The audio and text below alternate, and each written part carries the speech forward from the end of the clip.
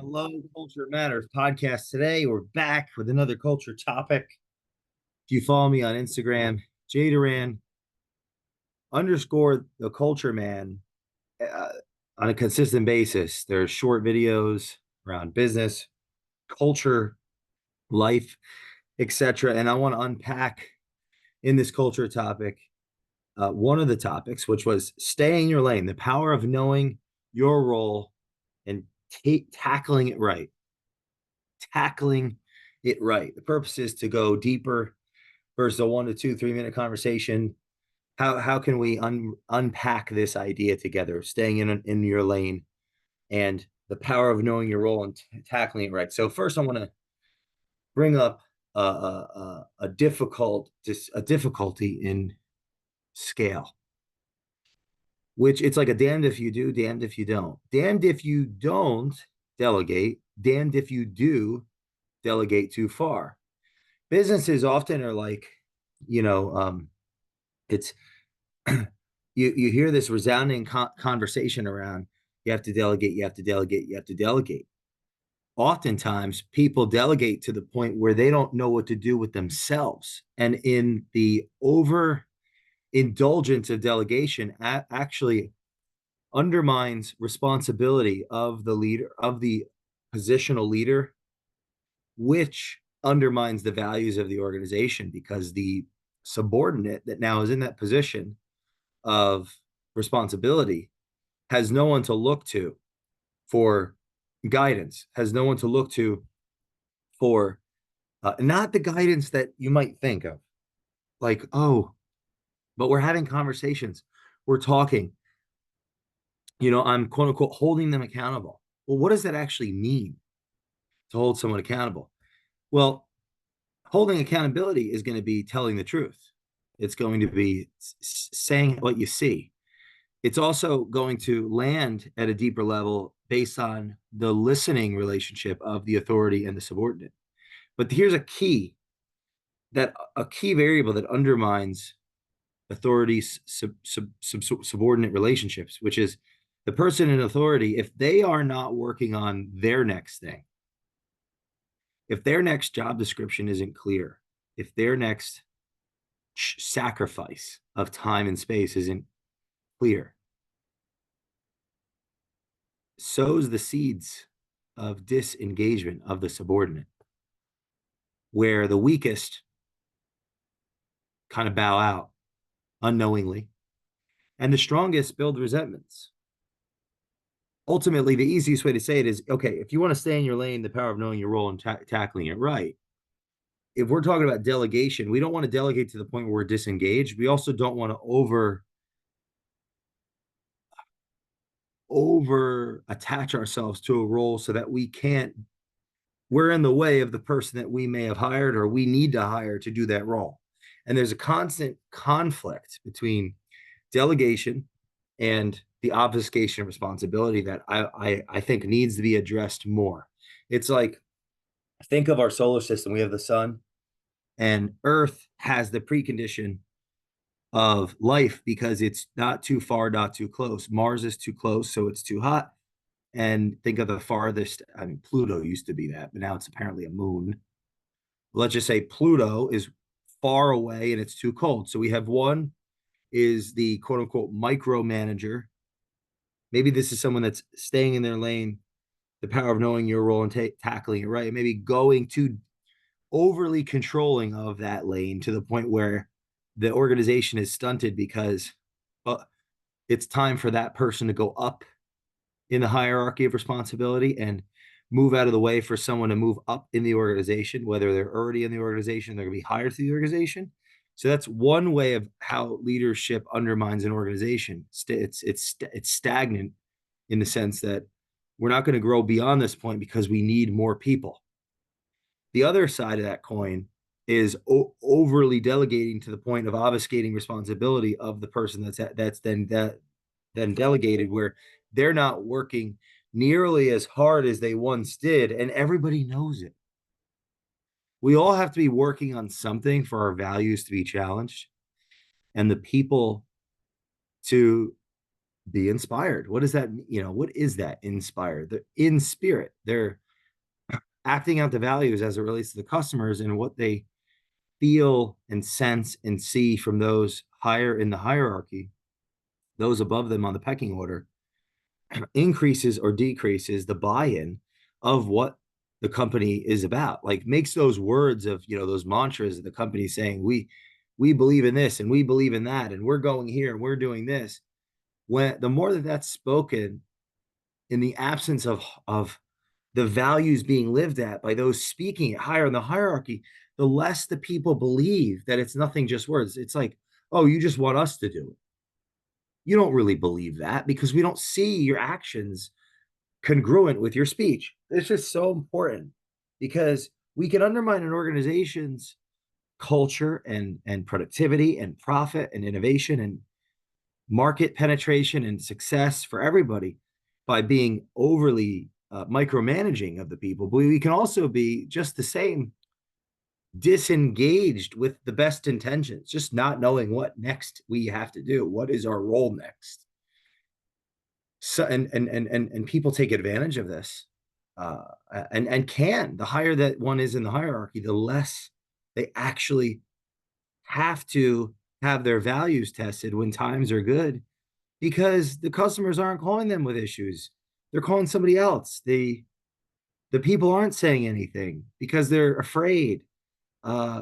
Because the person in position of authority, influence, and power may not even realize how irresponsible they're being. They may be in the midst of being programmed from third parties, from their pundits and mentors and advisors and so on, that they shouldn't be engaged in their business, that they shouldn't be responsible, that other people need to be more responsible or quote unquote accountable, because you hear that a lot, to compensate for their lack of responsibility. That's a plague in business, in my estimation. It's like a mind virus. Now, and it makes sense. Naturally, we're in this process of building up and breaking down as it relates to business, of this tension between ownership and delegation. There's a paradox there. How do you can't own what you delegate. If you own it to the point where, if you over own it, you can't delegate it. If you delegate too much, you lose the ownership. So, and that feedback of how to lead people through ears and mouth and actions is like this. We're having that meeting with our subordinate where we're listening and telling them the truth, and they can listen and they have permission to tell us the truth. And we're teaching them the values of the company by them believing, because they're seeing and feeling and understanding what it is we're working on of a higher order. We're sacrificing as much as them, if not more. And it's true. That can't be faked. It actually has to be done. So here are my notes on staying your lane, the power of knowing your role and tackling it right. And the reason I'm bringing this whole disengagement, delegating, micromanaging topic is, knowing your role and tackling it right. Knowing one's role changes over time, and tackling it right, that depends on the environment. We don't know if we're tackling the right things if our people aren't telling us what they think, because they're going to help us. And when I say our people, that's employees, vendors, advisors, that's everybody.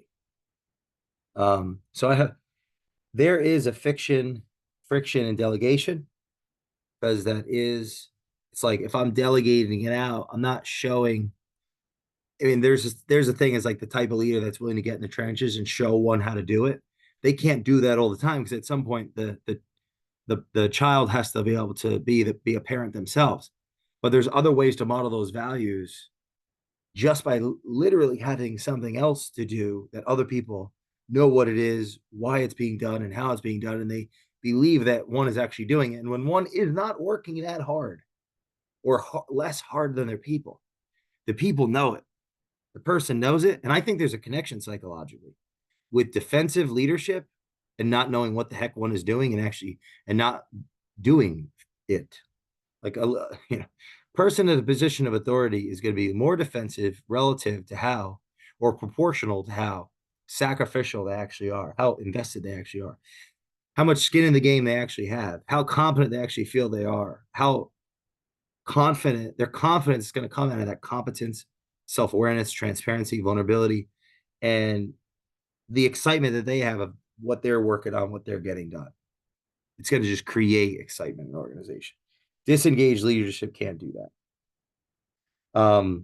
It goes back to the Peter principle I've talked about before. People are promoted to their lowest competency, and that makes sense because if I was at the peak of my performance in one context, now I'm given a new responsibility set and entitled to a title to follow. There's a power dynamic. I'm at my lowest competency because I just started in that myself. And it's very easy. We see people get elevated to positions of authority that they now become do as I say, not as I do. And they don't even realize it. They don't realize that they're a do as I say, not as I do person in that context, or a positional leader in that context.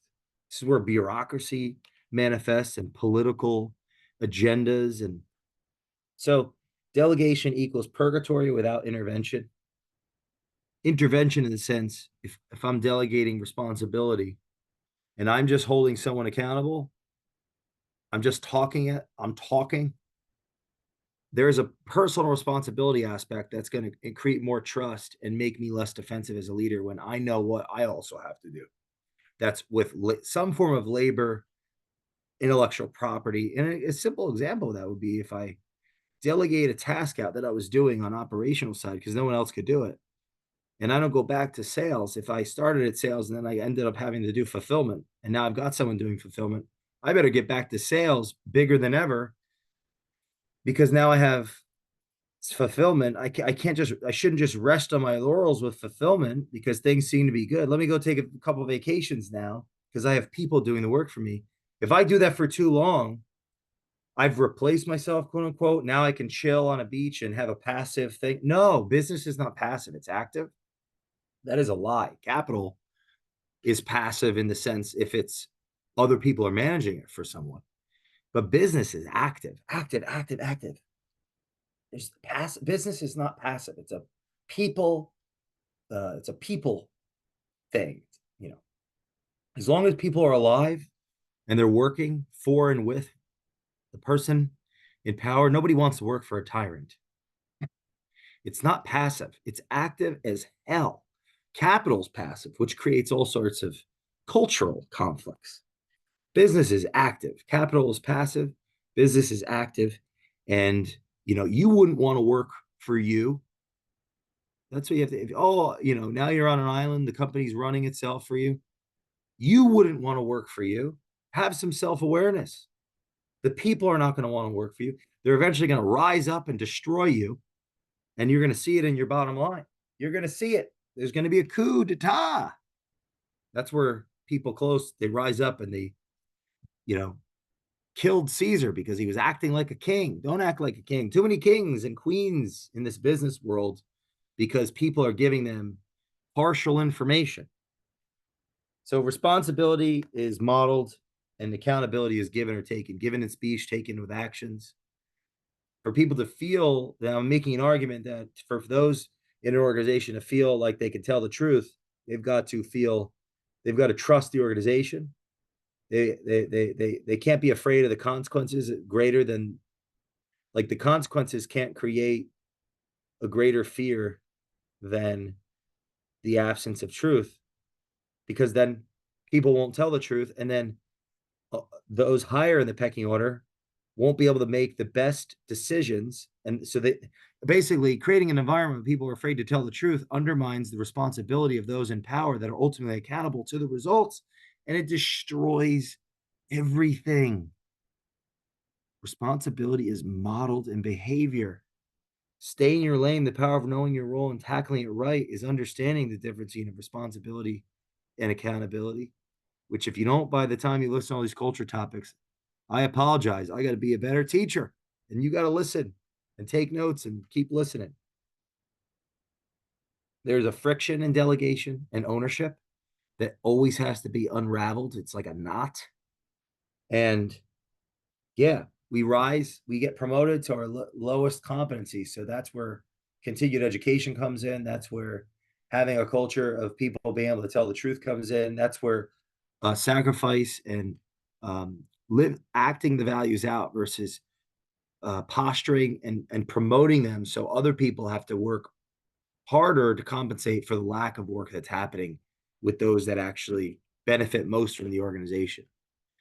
Thank you for listening to the Culture Matters podcast. Follow me on Instagram, Jay Doran _ the Culture Man, and I'll see you next time for the next culture topic.